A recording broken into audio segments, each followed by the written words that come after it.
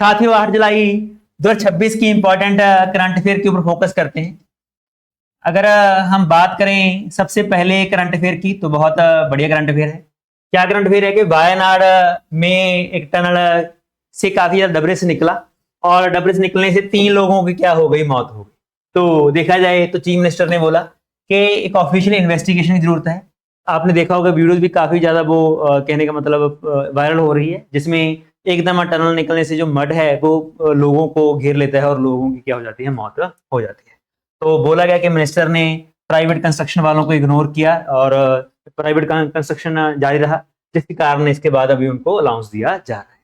Second news के ऊपर focus करें। मोदी ने बोला है इंडोनेशिया में कि 2 स्टेट सोल्यूशन के ऊपर हम फोकस कर रहे हैं। हम भी चाहते हैं कि इजराइल और पैलेस्टीन 2 देश बने।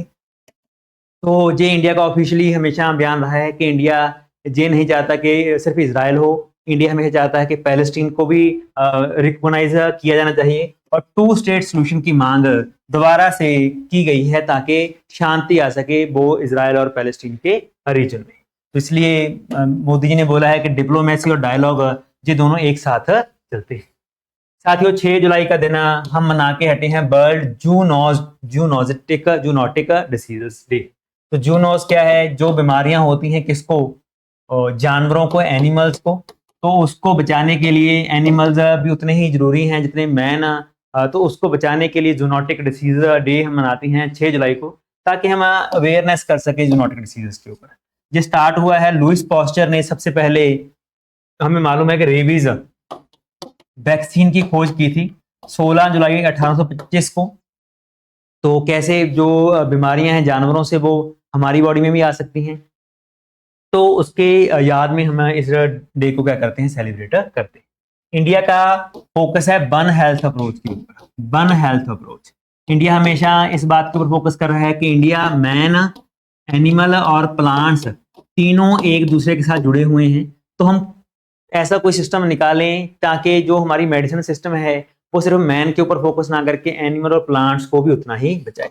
अगर हम बात करें जूनोटिक डिसीजेस की, Zika virus, Ebola virus, avian, सारस, एमईआरएस, वेस्ट नाइल वायरस जो आजकल काफी न्यूज में भी है, तो ये सारे ही जानवरों से मनुष्य को होते हैं। इसलिए इनकी अवेयरनेस होना बहुत ज्यादा क्या है, जरूरी। आगे चलें, विकसित उड़ान। विकसित उड़ान उड़ान स्कीम। उड़ान क्या है, उड़े देश का आम नागरिक। उसका एक डिजिटल वर्जन और नेक्स्ट फेज आया है, जिसमें हम फोकस कर रहे हैं 29,000 करोड़ रुपया देके जो रीजनल एयर कनेक्टिविटी है और एविएशन है उसको और क्या किया जाए, मजबूत किया जा सके। तो इसमें 10 साल का हमारा टारगेट है। इसमें जितने भी हमारे छोटे टायर 2 और टायर 3 सिटीज के एयरपोर्ट्स हैं उसको क्या किया जा रहा है, एम्पावर किया जा रहा है, ताकि वहां से एरोप्लेन चलाए जा सकें और लोगों को आने जाने में क्या हो, सुविधा होनी चाहिए। कौन स्टार्ट कर रहा है, तो अगर हम उड़ान स्कीम की बात करें 2016 का प्रोजेक्ट है। नेशनल सिविल एविएशन पॉलिसी के अंदर इसको लाया गया था। Airport authority of India AAI इसका मुखिया है जो इस प्रोजेक्ट को क्या करता है, चलाता है। तो जहां पे भी कमी रहती है फंड में तो वायबिलिटी गैप फंडिंग की जाती है, ताकि जो फंड की कमी है उसको क्या किया जाए, पूरा किया जाए। चौथा चलते हैं, हिमालयन पेंगोलिन। पेंगोलिन के ऊपर खोज हुई है कि जो इंडिया का हिमालयन पेंगोलिन है ये अलग है किससे, चाइनीज पेंगोलिन से। तो दोनों में डिस्टिंक्ट फीचर्स हैं, इसलिए इसको भी मान्यता दी गई है कि ये अलग स्पीशी है जो चाइनीज पेंगोलिन से क्या है, मैच नहीं करती। अगर हम बात करें इंडिया या हिमालयन पेंगोलिन की, तो ये मोस्टली ईस्ट और साउथ ईस्ट एशियन रीजन में देखा जाता है। और साथ साथ में अगर हम बात करें क्या डिफरेंस है हिमालयन पेंगोलिन और चाइनीज पेंगोलिन में, तो सबसे बड़ी इसकी बॉडी लार्ज है, लगभग 95 सेंटीमीटर लंबाई होती है। लेकिन चाइनीज का स्मॉलर पेंगोलिन होता है 71 सेंटीमीटर लंबाई। इसकी स्कल ज्यादा बड़ी है और इसकी स्कल क्या है, छोटी है। इसके ईयर्स क्या है, छोटे हैं, इसके ईयर्स क्या है, बड़े। ऐसे करके क्वेश्चन यूपीएससी वगैरह पूछ लिए जाते हैं कि दोनों में डिफरेंस क्या है। तो ध्यान रखना, शॉर्टर नेजल बोन है लेकिन इसकी जो नेजल बोन है वो क्या है, बड़ी है। आगे चलते हैं इसके बारे में। नेक्स्ट न्यूज है INS महेंद्रगिरी। INS महेंद्रगिरी, साथियों आपको मालूम होगा कि इंडिया का एक प्रोजेक्ट चल रहा है, प्रोजेक्ट 17A जी। इसमें हम क्या कर रहे हैं, नीलगिरी क्लास की जो इंडिजीनियस गाइडेड मिसाइल फ्राइगेट है। फ्राइगेट क्या है, स्मॉलर जहाज होते हैं जिनके ऊपर मिसाइल लगा दी जाती है ताकि इंडियन नेवी को क्या हो सके, हेल्प हो सके। तो वो इंडिया बना रहा है, इंडिजीनियस प्रोजेक्ट है। उसके अंडर जो सिक्स्थ इंडिजीनियस महेंद्रगिरी को अभी इंडियन नेवी में शामिल किया गया है। कहाँ पे शामिल किया गया है? विशाखापट्टनम में इसको शामिल किया गया है। तो जो महेंद्रगिरी है, जो रेंज है महेंद्रगिरी माउंटेन रेंज, आपने पढ़ा होगा ईस्टर्न घाट, तो ईस्टर्न घाटों में महेंद्रगिरी रीजन आता है।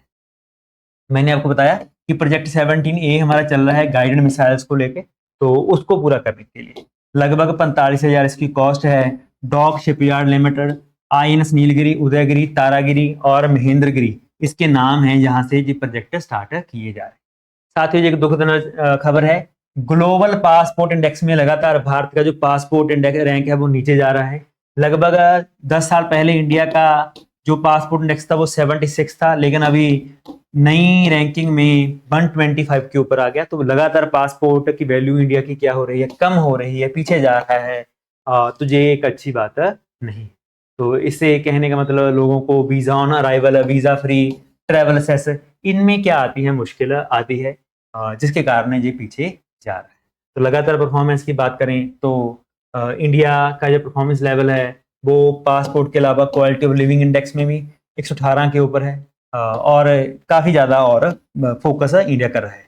लेकिन अगर बात करें पहले नंबर पे तो स्वीडन का आता है। स्वीडन का पासपोर्ट इंडेक्स पहले पे, दूसरे पे स्विट्जरलैंड, फिनलैंड, जर्मनी और नीदरलैंड का आता है। तो ये थे आज की इंपॉर्टेंट न्यूज। पहली है कि वायनाड टनल के कारण मड कोलैप्स होने से 3 लोगों की मौत हुई। पीएम मोदी ने कहा कि 2 स्टेट सोल्यूशन ही एक रास्ता है अगर शांति लेके आना चाहते हैं। हमने वर्ल्ड जूनोटिक डिसीज डे मनाया 6 जुलाई को। विकसित उड़ान के अंदर 10 साल के लिए नए कनेक्टिविटी को बढ़ाने के लिए नए क्या बनाए जा रहे हैं, एयरपोर्ट्स बनाए जा रहे हैं। हिमालयन पेंगोलिन को एक डिस्टिंक्ट अलग चाइनीज पेंगोलिन से अलग का दर्जा दे दिया गया है। INS महेंद्रगिरी को 17A जो प्रोजेक्ट है उसके अंदर मान्यता दे दी गई है। और इंडिया का ग्लोबल पासपोर्ट इंडेक्स में रैंक क्या है, 125 है। अगर पहले पे बात करें तो किसका आता है, स्वीडन का आता है। तो ये थी आज की इंपॉर्टेंट न्यूज। कल को मिलते हैं कल की न्यूज के लिए। बहुत बहुत धन्यवाद।